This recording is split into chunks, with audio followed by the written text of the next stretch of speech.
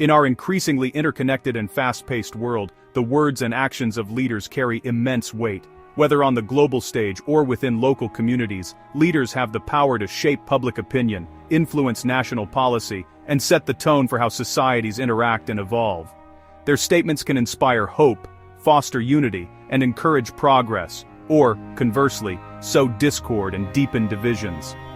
The impact of leadership is felt in the very fabric of our communities, affecting how people of different backgrounds relate to one another, and how inclusive or divided our neighborhoods become. When leaders choose to promote understanding and empathy, they help build bridges between cultures and faiths, making it possible for diverse communities to thrive together. When a prime minister or president addresses the nation, their words can either calm tensions and encourage dialogue, or inflame passions and create rifts. The influence of such speeches extends far beyond the immediate audience, echoing through media, social networks, and daily conversations.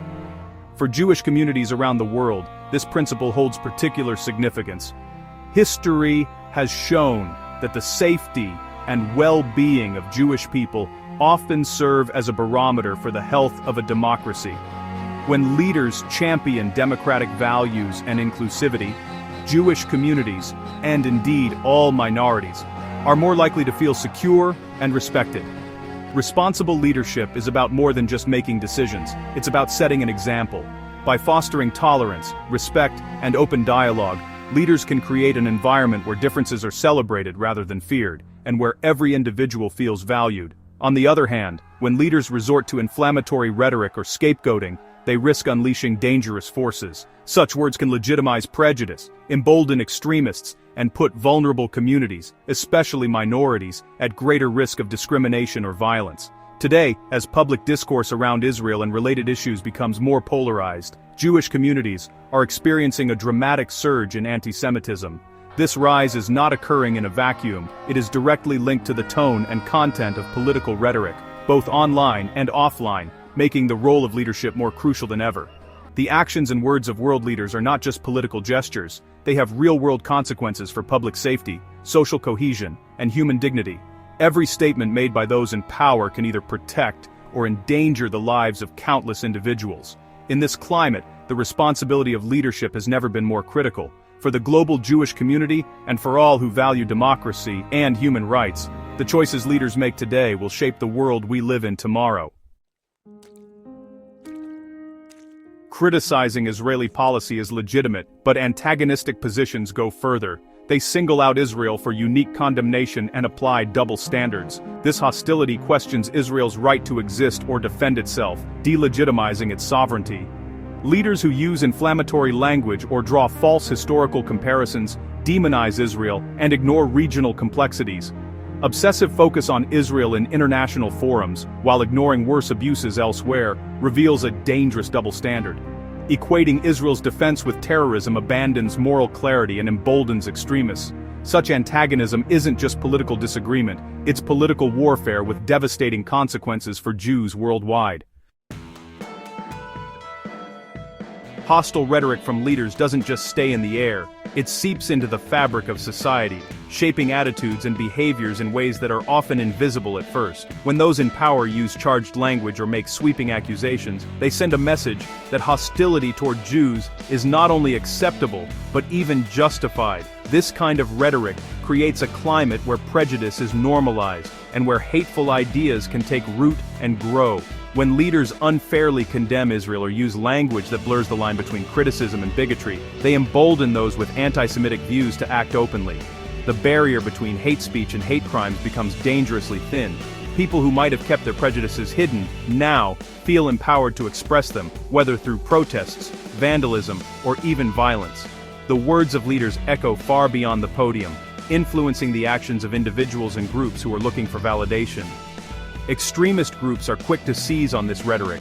They use it as a powerful tool to recruit and radicalize new members, twisting political accusations into calls for violence. Online forums and social media become breeding grounds for hate, as these groups amplify inflammatory messages and turn them into rallying cries. What starts as a speech or a statement can quickly spiral into a movement fueled by anger and misinformation. We've seen this cycle play out time and again, Inflammatory speeches are clipped and shared online, extremist channels amplify them, and anti-Semitic incidents spike in their wake. The internet accelerates the spread, making it easier for hate to reach new audiences, and for dangerous ideas to gain traction. Each incident, each meme, each post adds fuel to the fire, making the problem harder to contain. From campus harassment and intimidation, to violent attacks on synagogues and Jewish communities, the link is clear. Leaders' words can ignite real-world consequences. The impact is felt not just by individuals, but by entire communities who are left to pick up the pieces after each act of hate. Vigils and memorials become all too common, reminders of the human cost of reckless rhetoric. Leaders may not commit the violence themselves, but their rhetoric creates the conditions for it to flourish. The responsibility is undeniable. Words have power, and when used carelessly or maliciously, they can set off a chain reaction that leads to real harm. It's up to all of us to hold our leaders accountable and to challenge the language that fuels hate.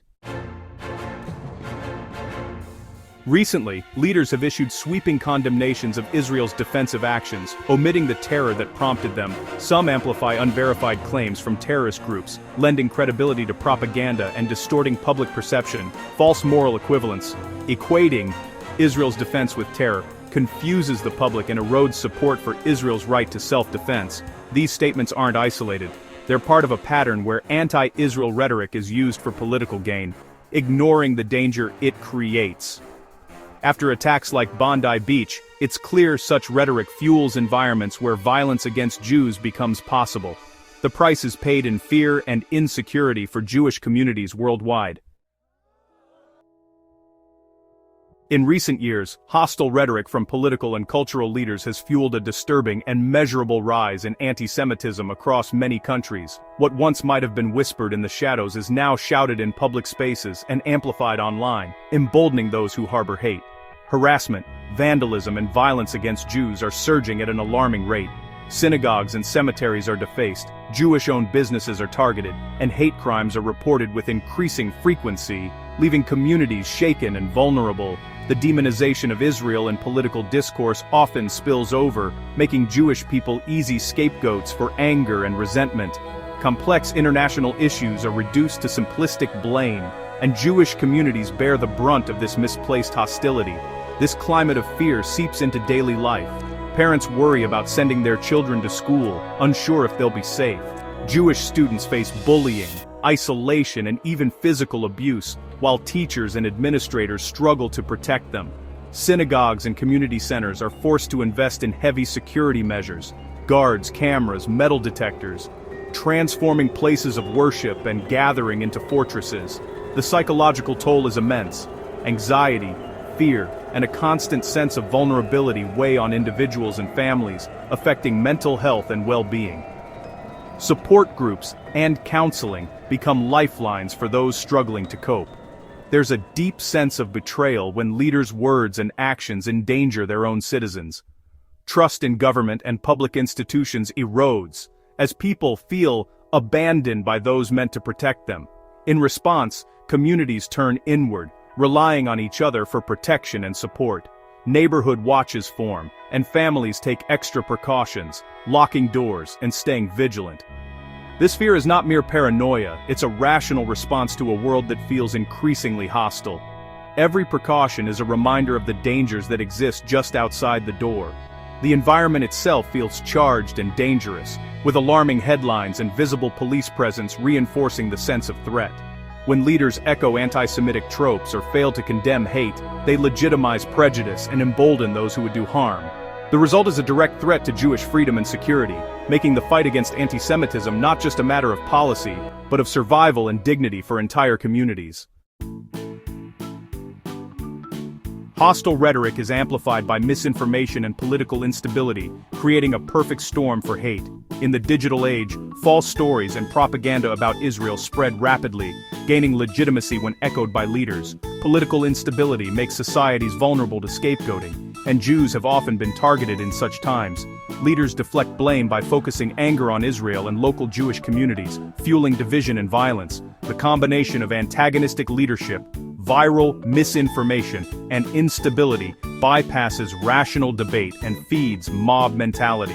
This is not just about one policy or speech, it's an ecosystem of hate, accelerated by technology and political chaos. Countering it requires a united, sophisticated response. Positive leadership can counter hate and foster peace. Leaders must speak truthfully, condemn terrorism unequivocally, and distinguish between democratic states and terror groups. Responsible leaders promote nuanced understanding, support dialogue, and champion solutions that recognize both Israeli security and Palestinian aspirations. They must resist popular bias, reject one-sided UN resolutions, and call out misinformation. True leadership means supporting real peace initiatives, not scoring points with inflammatory rhetoric. When leaders stand against anti-Semitism in all forms, they reinforce the Jewish community's place in society. This is the leadership the world needs now. The global Jewish community's strength lies in unity and resilience. Communities must share information, coordinate advocacy, and support each other. An attack on one is an attack on all. Building resilience means investing in education, strengthening institutions, and engaging with broader society. But the burden can't fall on Jews alone. A global coalition of conscience is needed. Leaders must abandon divisive rhetoric and choose words that foster peace and security. The choice is stark: incitement or peace, division or responsibility. For the safety of all, we urge leaders to choose unity, dialogue, and respect over hatred.